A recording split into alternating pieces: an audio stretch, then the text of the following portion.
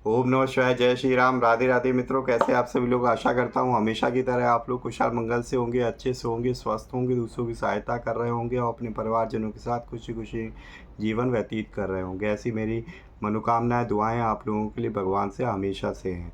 मैं अंकित आप सभी लोगों का आपके अपने चैनल में हार्दिक स्वागत करता हूँ, अभिनंदन करता हूँ। तो जैसा कि दोस्तों हम लोग जो है रामचरितमानस से रिलेटेड लोगों के मन में जो भी शंकाएँ हैं, ठीक है, वो एक एक संख्याओं को जो दीन जी द्वारा वर्णन किया गया है इस पुस्तक में, मानस शंका समाधान, जिसका कोड 104 है, गीता प्रेस गोरखपुर से ही प्रकाशित होती है। तो इसमें दीन जी द्वारा जो उन शंकाओं का निवारण किया गया है, उसी निवारण को मैं आपको पढ़ के सुना रहा हूँ। तो उसी क्रम में हम लोग जो है आज एक और शंका को देखेंगे। तो जो आज की दोस्तों शंका है, वो शंका है, रावण के दरबार में क्या अंगद जी झूठ बोले थे। तो चलिए बिना देर करते हुए हम लोग इसको स्टार्ट करेंगे। ठीक है, शंका को तो सर्वप्रथम भगवान गणेश जी का आह्वान करके हम लोग इसको स्टार्ट करेंगे। तो जय श्री गणेशाय नमो नमः। वक्रतुंड महाकाय सूर्यकोटि समप्रभा निर्विघ्नं कुरु मे देव सर्वकार्येषु सर्वदा। जय श्री गणपति बप्पा मोरया। जय श्री गणेशाय नमः। तो दोस्तों ये है हमारे पास मानस शंका समाधान। ठीक है, तो हम लोग यहाँ पे आज जो शंका देखेंगे वो शंका है, रावण के दरबार में क्या अंगद जी झूठ बोले। प्रश्न संख्या 98।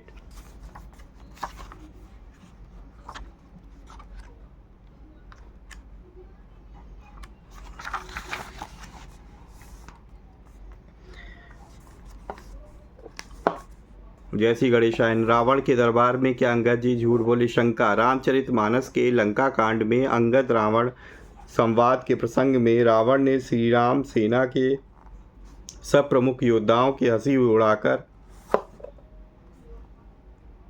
उड़ाकर जब हनुमान जी के संबंध में है कपि एक बसशीला आवा प्रथम नगरु जे ही जारा कहा, तब उसे सुनकर अंगद जी आश्चर्यचकित हो जाते हैं और कहते हैं, सत्य वचन कह निशिचर नाहा साचेऊ कीस कीन पुरु दाहा रावण नगर अल्प कपि दई सुनी अस बचन सत्य को कहीं इत्यादि। फिर अंतिम दोहे में वे कहते हैं, सत्य नगरु कपि जारेऊ बिनु प्रभु आयसु पाई फिरी न गयु सुग्रीव पही तेई भयु रहा लुकाई।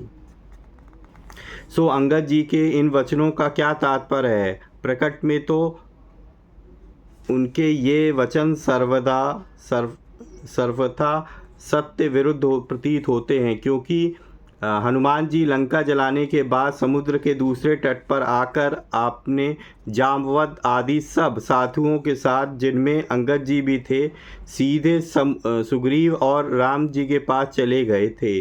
मार्ग में किसी भय से छिपे नहीं थे। उनके लंका जलाने का समाचार भी सबको विदित हो गया था। स्वयं रामचंद्र जी ने सबके सामने उनसे पूछा, कहु कपि रावण पालित लंका के ही विधि दयु दुर्ग अतिबंका। जिसका उत्तर हनुमान जी ने विगत अभिमान होकर यह दिया था कि नागी सिंधु हाटक पुरु जारा निशिचर गण बधी विपिन उजारा सो सब तव प्रताप रघुराई नाथ न कछु मोरी प्रभुताई। फिर क्या वहाँ सुग्रीव जी नहीं थे। यदि थे तो अंगद जी ने रावण से उपर्युक्त वचन क्यों कहे। तो अब ये समाधान दोस्तों, अंगद जी के सोचेयु कीस कीन पुर दारा दहा और सुनी अस वचन सत्य को कही। इन वचनों का तात्पर्य स्पष्ट है, वह यह है कि रावण के नगर को एक अल्प कपि ने जला दिया। इस बात को सुनकर कोई सच्ची नहीं मान सकता, परंतु जब रावण ही अपने मुख से इसे स्वीकार कर रहा है, तब इसकी सत्यता में तिल मात्र भी संदेह नहीं रह जाता। इसलिए रावण के मुंह से आवा प्रथम नगरु जे ही जारा निकलते ही सुनत वचन कह बलि कुमारा आया है। अर्थात रावण ने अपना नगर जलाने की जो बात ज्यों ही स्वीकार की त्यों ही अंगद जी ये पूछा कि क्या सचमुच उस वानर ने ही तुम्हारी लंका जला दी। इसे सुना तो मैंने भी था, परंतु निश्चित रूप से आज ही मालूम हुआ, क्योंकि यदि लंका वास्तव में जलाई गई होती तो तुम अपने मुंह से उसे स्वीकार क्यों करते। अतः अब मुझे निश्चित रूप से विदित हो गया कि हनुमान जी सत्य ही तुम्हारे नगर को जला दिया, जिसके लिए प्रभु श्री रामचंद्र जी ने उन्हें आज्ञा नहीं दी थी। इसी कारण मालूम होता है कि वे लंका से लौटने पर भयभीत की तरह श्री रघुनाथ जी की तथा सुग्रीव के सम्मुख न जाकर छिप रहे थे। अतः इस भाव के अनुसार अंगद जी लंका जलाने की बात जानने का विरोध नहीं करते, बल्कि उसे स्वयं रावण के मुंह से सुनकर उस पर अपना निश्चित विश्वास प्रकट करते हैं।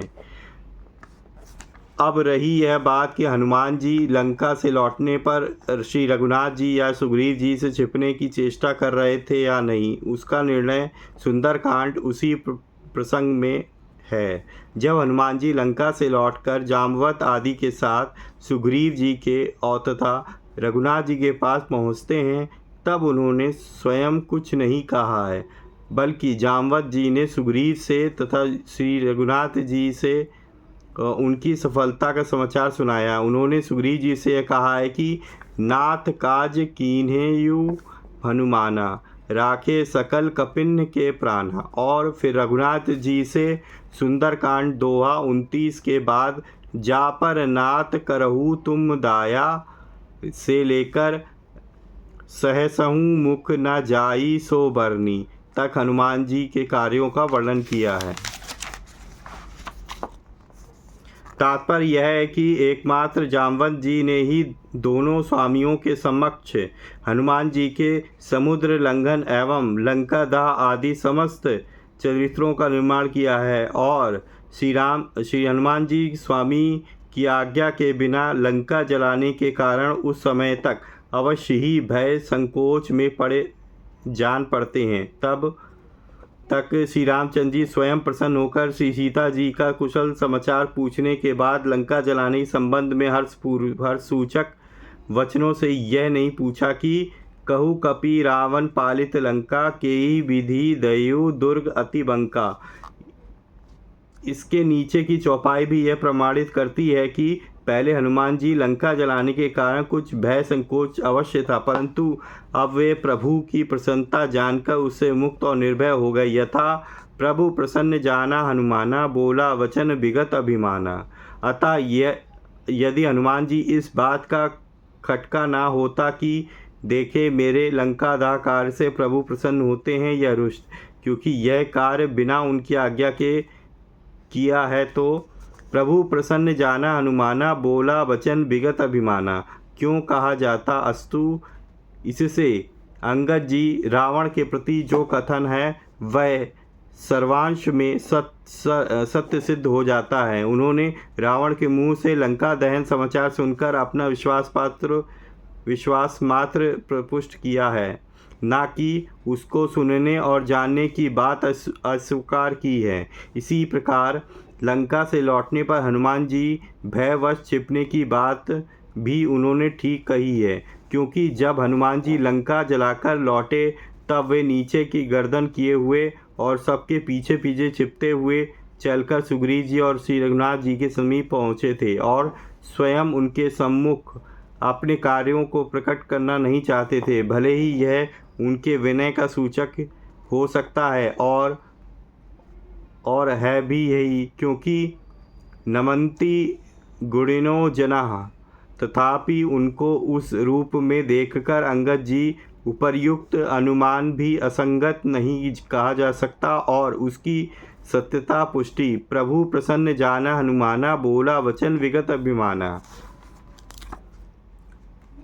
से और भी हो जाती है शंका। ठीक है, इससे यह सिद्ध हुआ कि हनुमान जी ने भगवान श्री रामचंद्र जी के आदेश पाए बिना ही लंका जला दिया था। वास्तव में श्री रामचंद्र जी उनको अपने हाथ की अंगूठी देकर केवल इतना ही आदेश दिया था कि बहु प्रकार सीता ही समुझायो, कही बल बेरही बेगी तुम आए हो।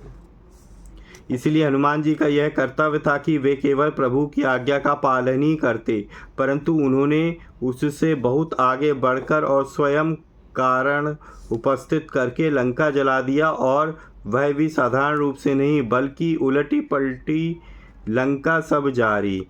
यह कहाँ तक सेवा कार्य हुआ? समाधान: श्री राम गीतावली सुंदरकांड पद संख्या 5 के अंतर्गत भाग देवी बिनु करतूती कहिबो जाहे जानिहे लघु कुलोई। कहोगो मुख की समर सरी काली कारिग धोई। करत कछु ना बनत हरि हिये हरस सोकी समेऊ समोई। कहत मन तुलसीस लंका करहीं सघन घमोई। के अनुसार यह प्रमाणित है कि अशोक तरु के पल्लवों में छिपे हुए हनुमान जी जिस समय माता सीता जी के प्रति रावण की असह्य बातों को कानों से सुना और उसके दुष्ट व्यवहारों को आंखों से देखा, उस समय उनके क्रोध की आग भड़क उठी थी, परंतु उन्होंने उसे अनवसर जानकर दबा दिया। पीछे जब रावण चला गया तब वे नीचे उतरकर माता सीता जी से मिले और प्रणाम करके प्रार्थना की कि हे देवी, बिना कोई कर्तव्य किए कुछ भी कहना तुच्छता है। अब तो मुझे जो कुछ कहना होगा उसे कल समर सरिता में अपने मुंह की कालिमा धोकर ही कहूँगा। आज तो कुछ करते नहीं बनता, किंतु मन में दृढ़ निश्चय हो गया है कि कल लंका जलाकर आग की ढेरी बना दूंगा। अतः हनुमान जी की वही क्रोधाग्नि स्वामिनी श्री सीता जी, जो कि प्रभु श्री राम जी से गिरा अर्थ एवं जल बीज के समान अभिन्न है, की सेवा निष्ठा से उनके द्वारा रावण की बुद्धि में तदनुकूल प्रेरणा उत्पन्न करने की सहायता रूपी स्वीकृति का संकेत पाकर लंका की भस्मसात करने में प्रकट हुई। अस्तु इस प्रकार प्रभु श्री राम जी की अर्धांगिनी सीता जी माता ने इस एक तरह स्वयं अपने सच्चे सेवक मारुति जी की सेवा निष्ठा अनुमोदन लंका दाह के रूप में किया और उसमें उनको सहायता भी प्रदान की। यथा वचन सुनत कपि मन मुसुकाना, भई सहाय सारद मैं जाना। अतएव इससे समझना चाहिए कि लंका दाह सेवा के विरुद्ध ना होकर सेवा कार्य ही था। शंका: समझा, परंतु इसी प्रसंग में अंगद जी ने रावण नगर अल्प कपिदई से लेकर पठवा खबरी लेन हम सोई तक जो वचन कहे हैं उनमें उन्होंने हनुमान जी की अत्यधिक लघुता प्रदर्शित की है। यहाँ तक कह दिया है कि सो सुग्रीव करे लघु धावन, अतः उनकी ये बातें समझ में नहीं आती। जबकि समुद्र लंघन के प्रकरण में अंगद कही जाऊं मैं पारा, जिये संशय कुछ फिरती बारा। इस वचन के अनुसार वे हनुमान जी समक्ष अपनी असमर्थता दिखा चुके थे और उसके कुछ ही समय पहले दुहु प्रकार भई मृत्यु हमारी तथा मरण भयउ कछु संशय नाही। इन वचनों से अपनी मृत्यु की भी आशंका प्रकट कर चुके थे। फिर उन्होंने अपनी तथा अन्य साथियों की जीवन रक्षा करने वाले अद्भुत कर्मा हनुमान जी के संबंध में ऐसे वचन क्यों कहे? समाधान: हनुमान जी जिस प्रकार अतुलित बल धाम हैं, वैसे ही ज्ञानी नाम गण्य भी हैं। सेवक धर्म को पूर्ण निष्ठा के अनुसार सदा सर्वदा अपनी स्वामियों के सम्मुख दास भाव की पराकाष्ठा ही प्रमाण बने रहते हैं।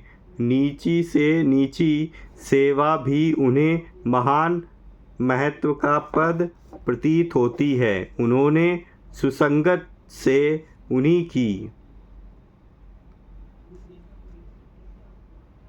उदाहरण को देखकर अंगद जी ने अपने हृदय नीची टहल ग्रह के सब करयूं यह भावना प्रकट की थी और उन्होंने दास भाव जैसा कि वे लघुता सुलभ मुद्रा से श्री रामचरणों के समीप छोटे बने बैठे थे देखकर रावण दूत शुक ने लंका में लौटने के बाद यह बयान दिया था कि जेहि पुर दयेउ हतेउ सुत तोरा सकल कपिन मह तेई बलु थोरा। परंतु इससे हनुमान जी की महिमा में कमी नहीं आती और ना ही उनका अपमान ही होता। वास्तव में सेवक निष्ठावान वाले बड़भागी की अल्पता एवं लघुता का वर्णन ही उसकी उत्कृष्टता और बड़प्पन का वर्णन है। अतः विनय पत्रिका की पद संख्या 251 के अनुसार हनुमान लखन और भरत ये चारों ही सेवा भाव के शिखर गिनाए गए हैं और इसी भाव से अंगद जी हनुमान जी के यथार्थ स्वरूप बतलाया है जैसा कि उनकी हनुमान जी की निज की धारणा थी। इसके अतिरिक्त उस प्रकार के वचनों से रावण को भी यह समझाना था कि श्री राम सेना में एक ही कपि महाबलशील नहीं है ताकि उससे उसका हित हो, क्योंकि श्री राम जी ने अंगद जी को काजू हमार तासु हित होई रूपु सन करेऊं बत कही सोई की आज्ञा दी थी। अतः उनके वचनों से कोई अन्यथा विचार नहीं करना चाहिए। सियावर रामचंद्र की जय।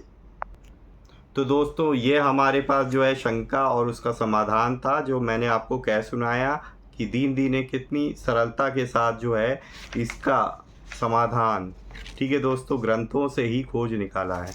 तो आशा करता हूँ कि आप लोगों को वीडियो अच्छी लगे, क्योंकि आप लोग यहाँ तक आए हैं, पूरी वीडियो पूरा आप लोगों ने व्याख्यान सुना है, समाधान सुना है, इसका मतलब आप लोगों को वीडियो अच्छी लग रही है और आप लोगों को मज़ा आ रहा है। तो प्लीज़ जो है वीडियो को लाइक ना करना ना भूलें और जो है ज़्यादा से ज़्यादा अपने परिजनों के साथ और मित्रों के साथ शेयर करना ना भूलें, ताकि वो भी इस तरीके की शंकाओं का निवारण कर सकें। और अपने कमेंट जो है, अपने सुझाव हैं, कुछ भी हैं, वो आप अपना फीडबैक देना ना भूलें कमेंट बॉक्स में, ठीक है, ताकि जो है हमें पता चले कि आप लोग जो है हमारी वीडियो को कैसा पसंद कर रहे हैं, पसंद आ रही है कि नहीं आ रही, क्या सुझाव है, तो मैं आपको इम्प्रूवमेंट ला सकें हम अपने चैनल में, ठीक है दोस्तों। तो इसी तरीके से जो है आप लोग भगवान की भक्ति करते रहिए, अपने परिवारजनों के साथ खुशी खुशी जीवन व्यतीत कीजिए, स्वस्थ रहिए और दूसरों की सहायता अवश्य कीजिए। मिलेंगे नेक्स्ट वीडियो में, तब तक के लिए जय श्री राम, राधे राधे मित्रों।